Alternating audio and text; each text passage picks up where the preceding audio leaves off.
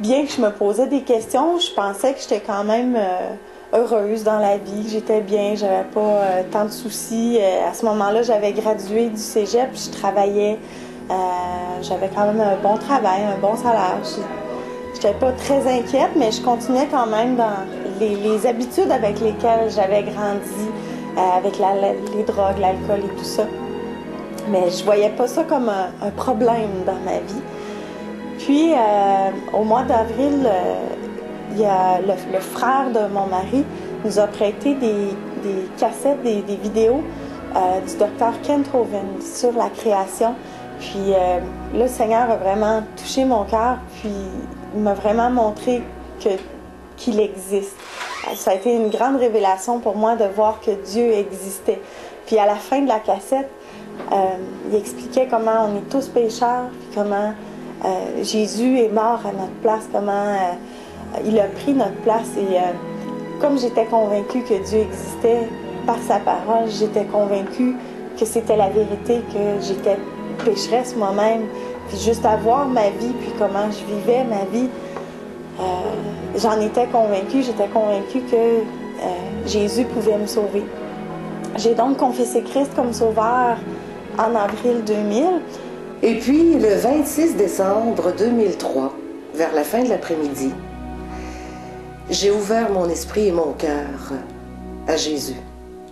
J'ai ouvert mon esprit et mon cœur à une parole de la Bible qui a complètement changé ma vie.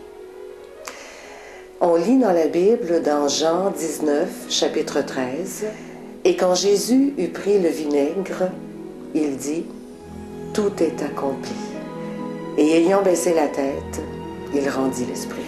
J'ai réalisé que Dieu, en se faisant homme, était venu sur la terre pour racheter mes péchés à moi et les péchés de tous les humains. Et j'ai réalisé qu'il l'avait fait par amour. On a déménagé sur la Rive-Sud et ça a été une année très difficile pour moi et mon mari et ma petite fille. On traversait des difficultés financières. À ce moment-là, je traversais une période très difficile. Alors, j'étais suivie par un médecin. Et l'appartement où on habitait, on avait beaucoup de problèmes de violence autour de nous. Alors, tout ça mis ensemble, j'ai traversé une période assez dépressive. Et je me souviens, à ce moment-là, dans ma cuisine, j'ai vraiment crié à Dieu. Et j'ai dit à Dieu, si tu existes, révèle-toi à moi. Les gens chantent que la vie est rose. À ce moment-là, il y avait une chanson qui était très à la mode, qui était populaire, d'Édith Piaf, La vie en rose. Et je disais à Dieu, pour moi, la vie n'est pas rose. Sors-moi du trou noir dans lequel je suis tombée. À cause de la dépression, j'étais comme dans un trou noir. Quelques semaines après avoir crié à Dieu comme ça dans ma cuisine, et je dois vous dire que j'étais pas sûre que Dieu m'entendait.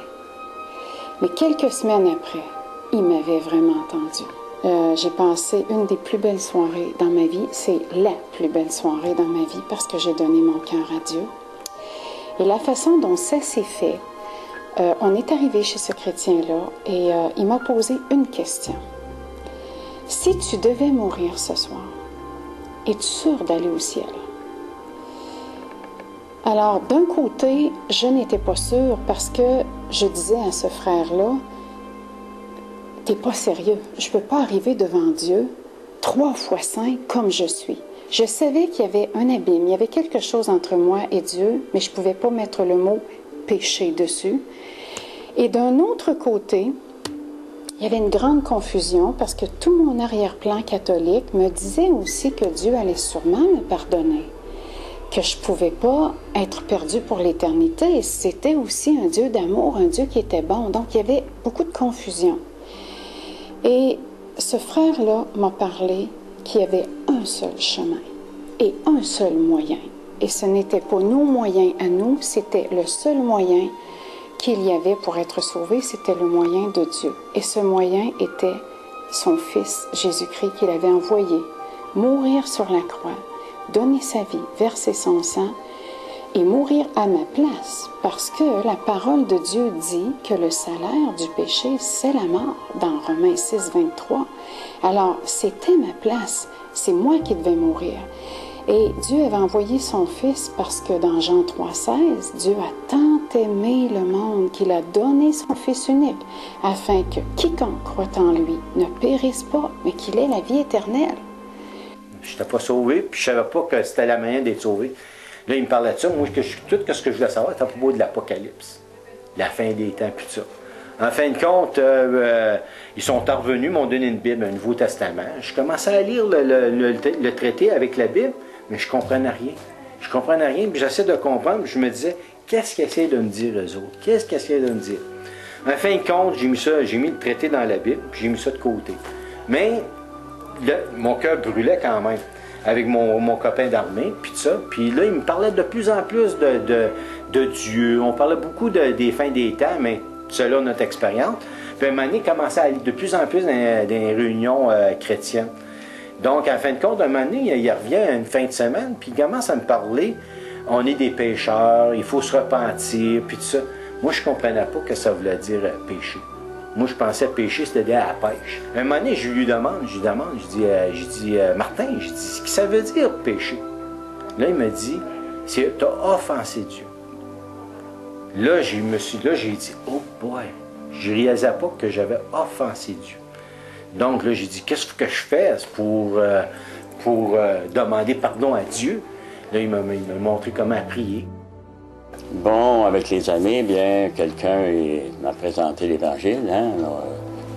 Un de mes employés, moi, j'étais directeur d'une succursale à Sept-Îles, dans le nord, sur la côte nord du Québec. Et puis, un chrétien, il faisait partie de notre organisation. Alors, tous les matins, ce chrétien mettait un traité sur le coin de mon bureau, et puis moi, je le mettais à la poubelle. Je disais, regarde, moi, les religions, là, j'ai mis ça de côté, puis donne-moi pas de traité pour rien, là, je les mets à la poubelle. Alors, Michel de répondre, il s'appelait Michel, il dit, ah, moi, quand je te l'ai donné, ce n'est plus à moi, c'est à toi. Alors, ça a continué comme ça, jusqu'au jour où, un matin d'hiver, je m'en allais faire une commission quelque part. Je te prends une terrible fouille dans la neige, je tombe, bien, sur le dos, puis je regarde sur quoi j'ai glissé, c'était un traité. Sur le traité, c'était écrit « Quelle est la véritable Église de Jésus-Christ? » Ils sont titannants avec ces affaires-là, ils vont-ils me laisser tranquille? Enfin, je le mets dans ma poche. J'arrive chez nous, puis je lis le traité. Et je dis à mon épouse, je dis, si c'est vrai ce qui est écrit là-dessus, nous, on n'est pas corrects. Alors, Michel, quand il déposait son traité sur le coin du bureau, à l'avenir, je le trouvais, j'osais plus le jeter à la poubelle.